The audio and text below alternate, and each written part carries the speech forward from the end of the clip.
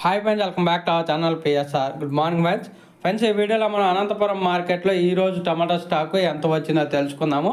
నిన్నటికంటే పెరిగిందా తగ్గిందా ఈ వీడియోలో అయితే తెలుసుకుందాము. ఈరోజు డేట్ వచ్చేసి 31వ తారీఖు 12వ నెల 2024వ సంవత్సరం.